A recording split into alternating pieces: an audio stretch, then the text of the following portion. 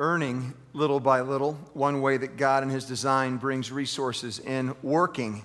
Look with me at Proverbs 10. Write that down. Work. Work is another way, a very important way in God's design for resources to make their way into your life and mine. And God's Word says some very important things, my friends, about working. Proverbs 10, 4 and 5. We want to see that hard work is important, and we want to see that smart work is important. Let's look at it together. Proverbs 10, verse 4 says, poor is he who works with a negligent hand. You might want to write in there next to negligent, you might want to write the word lazy. Poor is he who works with a lazy hand, but the hand of the diligent, the hand of the hard worker, but the hand of the diligent makes rich. Hard work. Smart work. Look at verse 5. He who gathers in the summer. Here we have some forward thinking. Here we have some wisdom being evidenced. He who gathers in the summer is a son who acts wisely, but he who sleeps in harvest is a son who acts shamefully. Let me just say this to you about hard work. So many places that we could go with this, so many different topics that we could probably settle on. I want to just say this to every one of you. I think one place where hard work, the understanding of it, the modeling of it, the benefits of it, there's just one thing I want to say to you this morning is that we would be I think God would be so honored and so many lives would be blessed if we would help them understand this at an early age. We live in the most under-disciplined, over-entertained, over-indulged society that our society and culture has ever seen.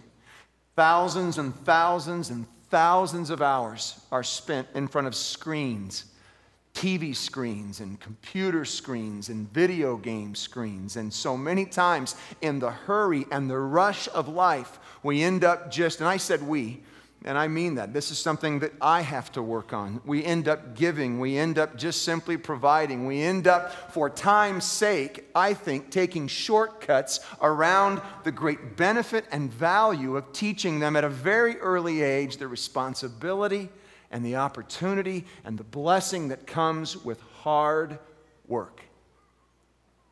And whether you've got little kids, whether you've got junior high age kids, whether you're a mom, dad, whether you're a grandma, grandpa, aunt, uncle, older brother, older sister even. See, these things can be passed along.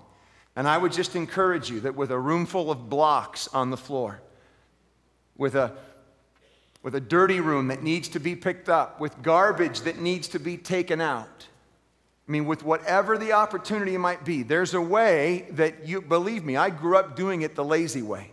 Many of you know my story.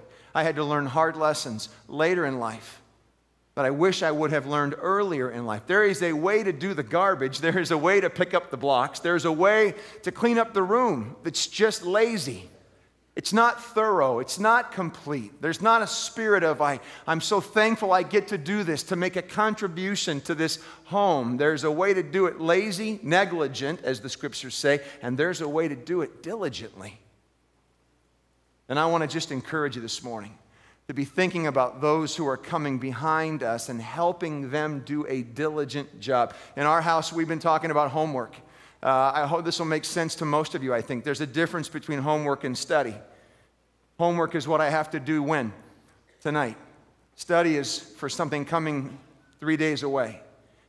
There is a hard work. There is a discipline. There is a diligence required to actually stop and spend some time for something that's 3 days away versus just throwing in 30 minutes on an assignment due the next morning.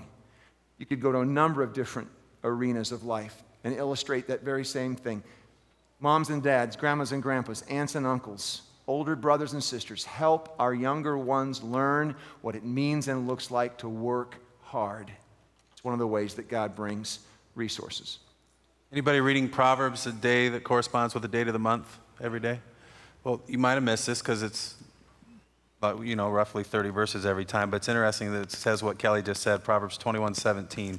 Today I read this morning. He who loves pleasure will become a poor man. He who loves wine and oil will not become rich. Proverbs 10:5 talks about working smart. It says, he who gathers in summer is a son who acts wisely, but he who sleeps in harvest is a son who acts shamefully. My dad had me growing up learning this saying. We have a cultural saying that is really this verse. It says, make hay while the sun shines. And that's really what this idea, it's what work smart. It's what we do first in our lives. I'm helping my senior daughter because she's getting ready to leave, you know, a senior in high school. I'm helping her understand this word priorities and what you do first. I said, what word's at the beginning of priorities? She said, prior. That's right. We got to talk about what you're going to do prior to accomplishing other things. What's going to happen first?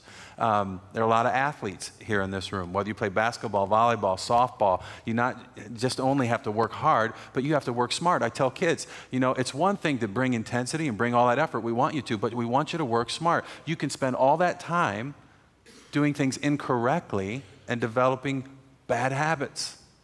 A lot of us do that in the workplace. We might work really hard, but we develop bad habits. We don't give attention to the things that we need to give attention to prior, first. So we're designed not just to work hard, but to work smart. That's part of wisdom and a generous heart to do that.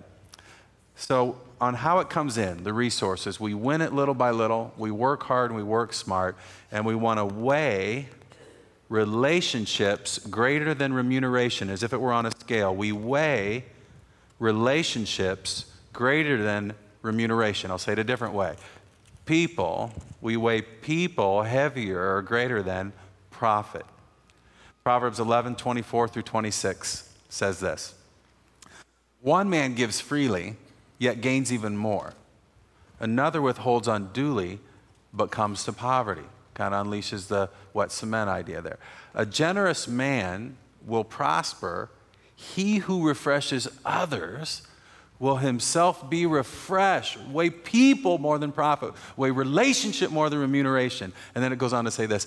People curse the man who hoards grain, but blessing crowns him who is willing to sell. Mitch, what does that have to do with weighing relationships greater than remuneration, weighing people greater than profit? Well, I'm glad you asked. Have you ever thought about why somebody would be hoarding the grain? Have you ever thought about why? What would be the big deal? I mean, think about it. It's because he was not willing to accept the market price. He was going to gouge somebody. He was going to put profit ahead of people. He was going to put remuneration above relationship. A lot of you know Chuck Kelly. Chuck is a car dealer. And Chuck had just gone out to a seminar for mega car dealers to learn how to increase sales, how to do a better job. And Chuck found himself coming back with his sales force and his weekly meeting in front of him, thinking about how he's going to summarize it. And he told me, he said, I just decided to summarize it in 2 sentences. And here were the 2 sentences. I think to sell more cars, you got to do 1 of 2 things. Either, here are the 2 sentences, deepen the relationships that you already have, and go make new ones. Go make new relationships and or deepen the ones you already have. If you do that, cars sell themselves. And whatever it is you're doing, whenever you lock eyes with a human being, if you'll put that relationship over the remuneration, the resource of life just becomes a byproduct. I found this to be true in my own life in auctioning collector cars, airplanes, real estate, all kinds of things. I realized how often my contact with the customer was about what he could do for me under the guise of what I could do for him. And I came to this concept in my own life. And I thought, well, can I risk that with God? Can I be generous with my time, talent, and treasures? Could I just actually invest in a relationship? And I don't mean play around and never ask for the order, as we would say. But I mean, can I really get to know a guy, know his needs, know what's going on in his life, know a little bit about his family?